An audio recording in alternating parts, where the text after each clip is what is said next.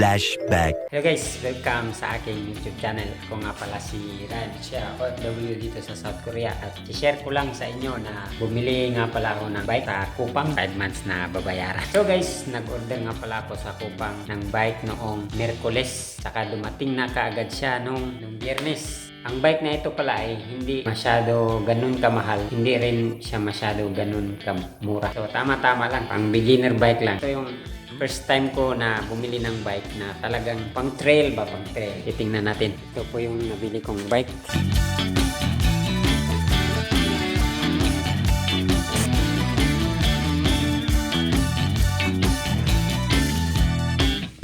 Ang pangalan po nito ay Pro Master. Ang kulay po nito all black, matte black po. Ang size po nito ay 15.5 inches. Yung size ng frame. Tatanggalin na po natin yung mga balot.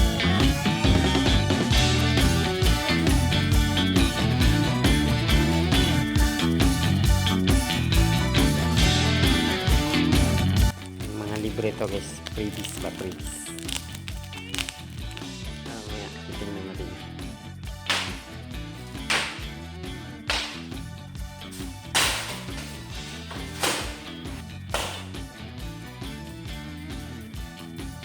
So ito na yung bike, bumontage natin.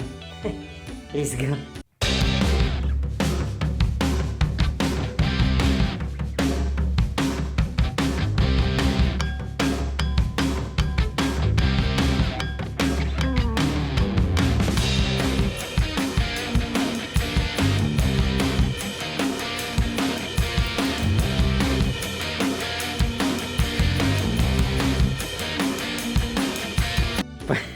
Ang liit niyan, Jackie.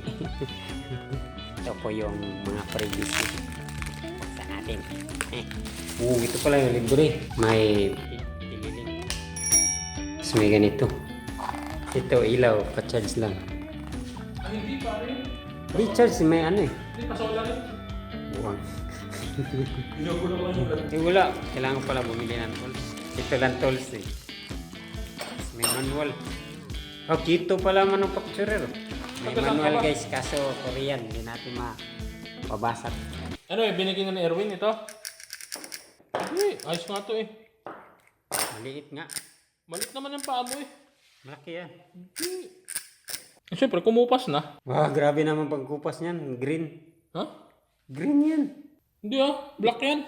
Blue, green. Hindi, black to. Ayun oh, black. Sa ilaw lang. Grabe ka, colorblind. Colorblind ka na? Ay, tanong ko sa audience mo. Black yan parehas. Ano, tingnan nyo.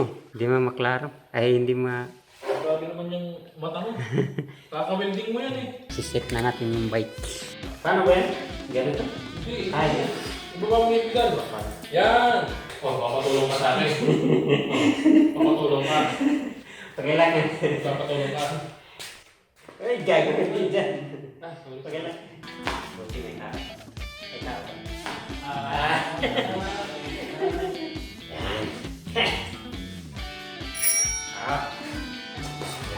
Ilaw. Parang naman ang dami kong bike. Saling Ba't ako isa lang yung bike ko? ngayon na naman ito bike. Hindi, may bike ka dati. Pangit yun. Pangit ka! Pabili nga akong bagong bike. Ha? Oh? Alam ko bike ko lang. Wala na.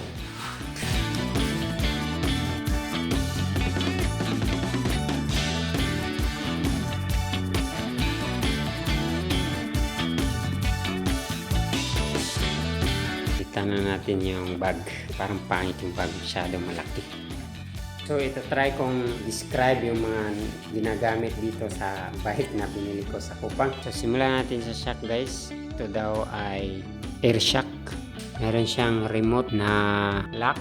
Ito po gagamitin para magla-lock yung shock para pag hindi mag-bounce. Kung gusto natin hindi mag-bounce. Rail derailleur. Gamit po niya ay Shimano Jory. Yung rail derailleur. At ito po ay ilang speed ito? 1, 2, 3, 4, 8, 9, 10. 10 speed na Shimano derailleur na group set. Ito po ay 3x na crank setup na may SLM na crank crank ba to? Tapos plastic pa po ito. Papalitan natin to sa susunod pag may pera na tayo. Ito din ay Shimano front derailleur, tapos naka 3x po ito. Ito po yung brand. Ito po ay aluminum na materials, tapos naka inner tube na po guys. Yan, inner tube. Sa ilalim po ang mga tube na kaya malinis tingnan. Ito po, ito yung upuan niya. Kaya papalitan natin to pag gusto kong naka-curve katulad no, naka-curve para hindi masakit sa uwit. Ito po ang brake na gamit. Hindi ko alam kung maganda ba to. Ito po ay Tektro brake. Hydraulic ata daw to sabi. Hindi ko lang alam kasi. Tapos ito sa gulong, ito po ay 27.5 inch by 2.25 na gulong. Kaya makapal po ang gulong yan. So baka plano na po papalitan yan. Pero sa ngayon, gagamitin muna natin kasi wala tayong. Ito po yung front brake niya, Tektro din po. Tapos naka quick release po yung wheels. Naka quick release. Same sa likod, naka quick release. Itim din po yan. Tapos, ang brand po nito ay Pro Master Lance 2023. Ang frame po niya ay 15.5 inch. Tabingi pagkalagay. So, ito po, ito matagal ko nang binili ito. Ngayon ko lang nakabit kasi ngayon lang ako may bike. Kanya pong handlebar ay Lance din po. So, ganyan po ang setup ng aking bike.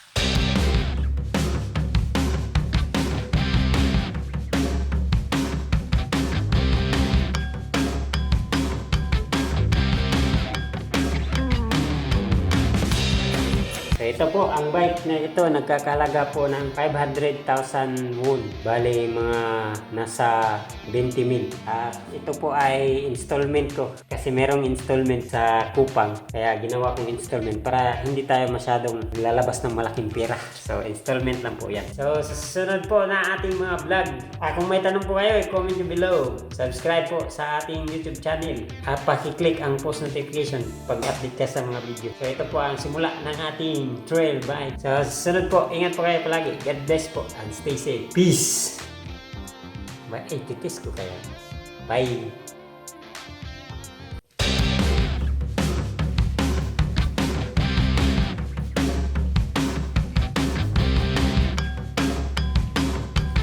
End of flashback.